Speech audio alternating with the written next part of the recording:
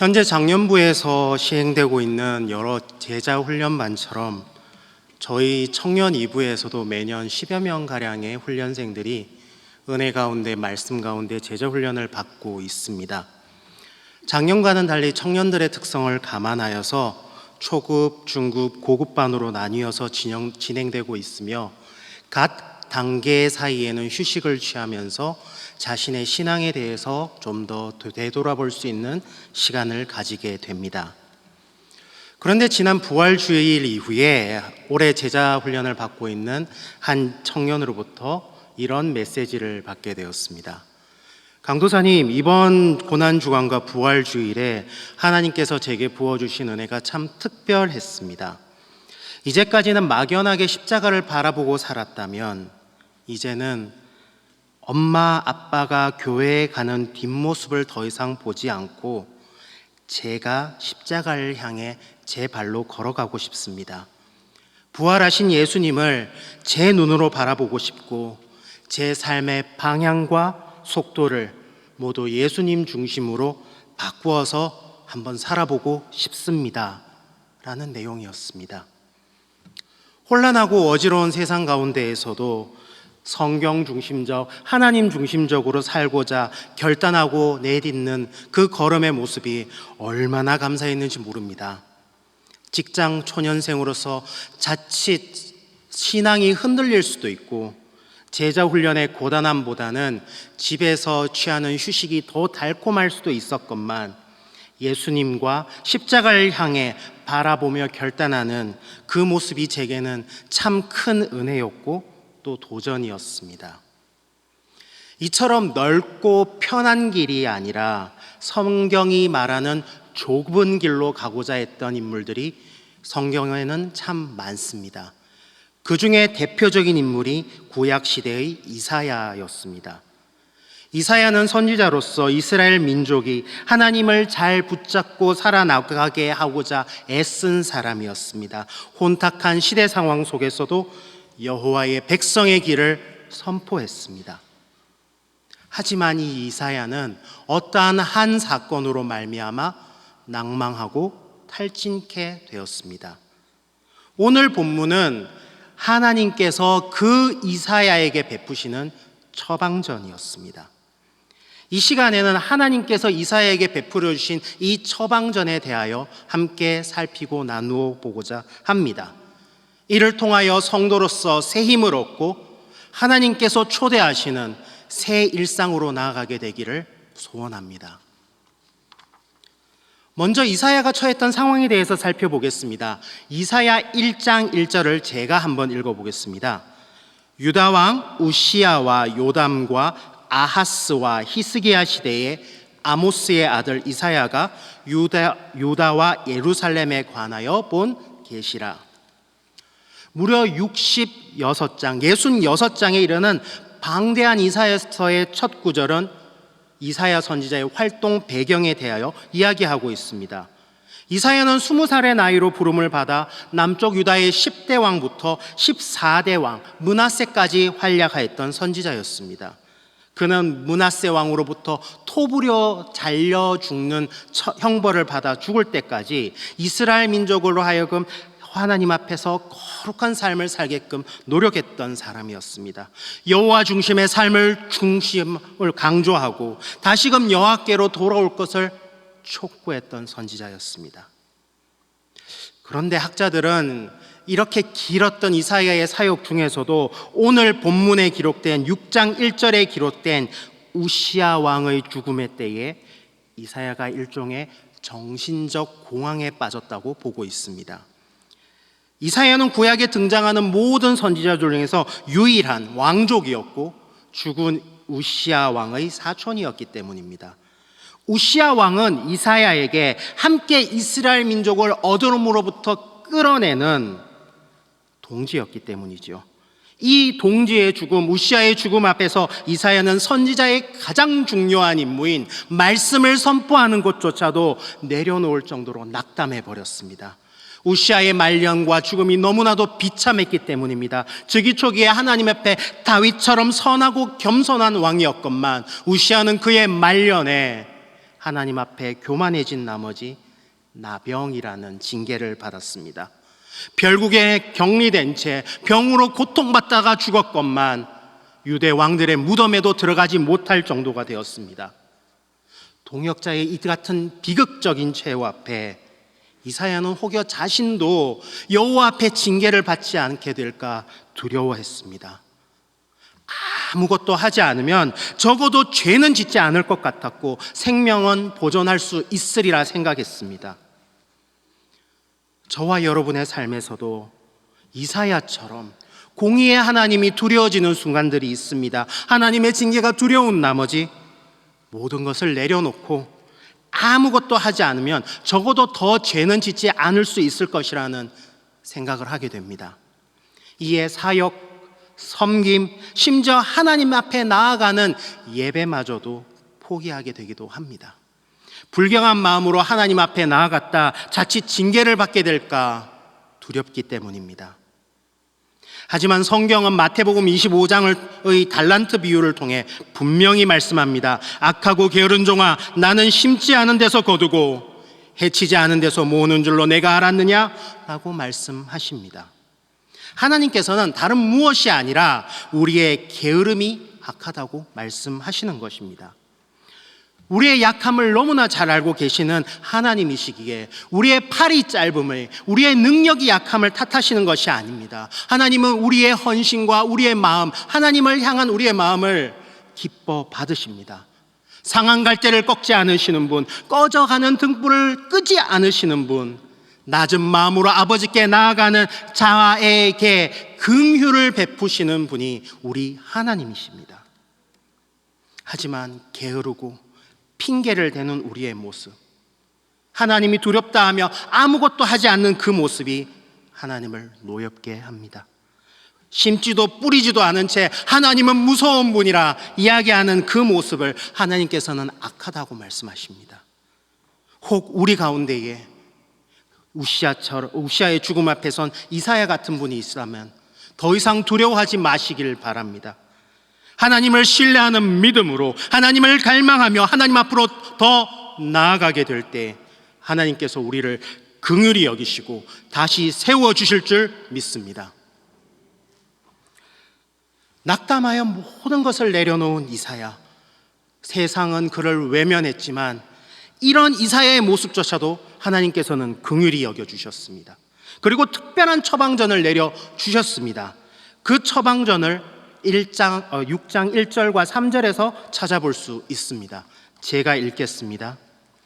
우시아 왕이 죽던 해에 내가 본즉 주께서 높이 들린 보좌에 앉으셨는데 그의 옷자락은 성전에 가득하였고 서로 불러 이르되 거룩하다 거룩하다 거룩하다 만군의 여호와여 그의 영광이 온 땅에 충만하도다 하더라. 하나님께서는 이사야에게 하늘 보좌의 모습을 보여주셨습니다. 욥기의 첫머리와 요한계시록에 기록된 천상어전이라고 불리는 모습입니다. 이사야가 본 하늘 보좌의 특징에 두 가지가 있는데 그 중에 첫 번째는 성전에 가득한 옷자락이었습니다. 이사야는 여호와께서 보좌에 앉으신 모습을 가리켜 높이 들린 보좌에 앉으신 분의 옷자락이 온 성전에 가득하다라고 기록하고 있습니다. 하나님의 형상, 하나님의 얼굴도 알지 못하는데 하나님의 옷, 여호와의 옷에 대해서만 기록하고 있는 것이 좀 이상해 보이기도 합니다. 하지만 고대 근동의 문화에서 옷자락은 그 옷 그 자체만을 뜻하는 것이 아니라 옷이 닿아 있는 범위까지 미치는 영향력을 이야기한다고 합니다. 즉, 이 표현은 이사야가 보았던 성전에 하나님이 그리고 하나님의 영광이 가득 차 있다는 것에 대한 강조적 표현입니다.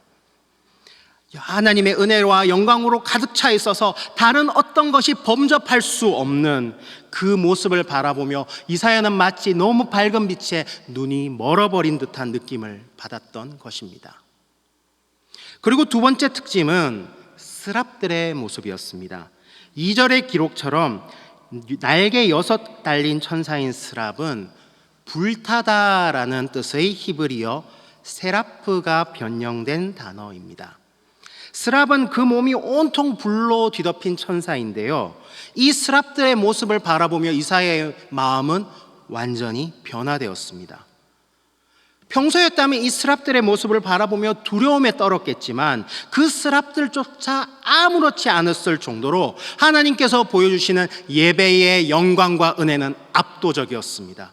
무섭기 그지없는 스랍들이 하나님을 향해 예배하고 그 예배를 수종드는 모습에 이사야는 예배의 은혜와 영광에 완전히 적셔들게 되었습니다.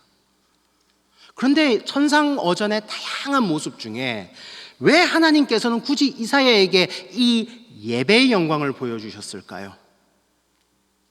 사람은 하나님을 찬양하고 하나님을 예배하기 위해 지음받은 존재이기 때문입니다. 하나님을 높이고 하나님을 즐거워하고 그리고 하나님께 예배하기 위해 창조된 존재가 사람이기 때문입니다.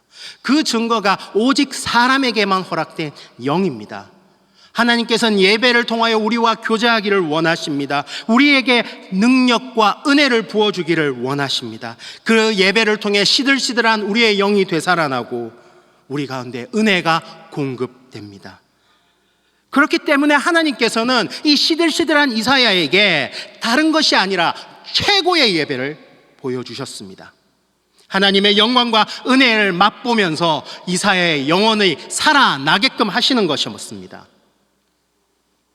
지금 신약 세대를 살아가는 우리에게 있어서 이러한 최고의 예배를 다시금 생각하게 하는 것, 그것은 우리의 모든 것을 온전히 하나님께 집중하여 드리는 시간과 마음입니다.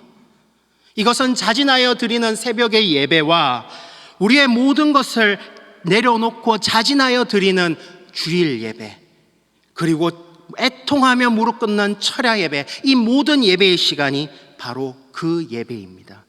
세상이 아닌 하나님께 집중하는 시간, 하나님만 바라며 그 은혜로부터 머리끝부터 발끝까지 채워지기를 간구하는 예배 시간입니다. 이러한 은혜가 충만하고 하나님의 영광이 임하는 구별된 삶을 우리의 새로운 일상으로 맞이하게 되기를 소원합니다. 그리고 그 방법이 바로 예배임을 기억하고 언제 어디에서 이렇게 허락하실지 모르는 마치 이사야에게 보여주신 그 천상 예배의 은혜를 갈망하며 마음으로 하나님께 나아가게 되기를, 그런 우리 충현의 성도 되시기를 소원합니다.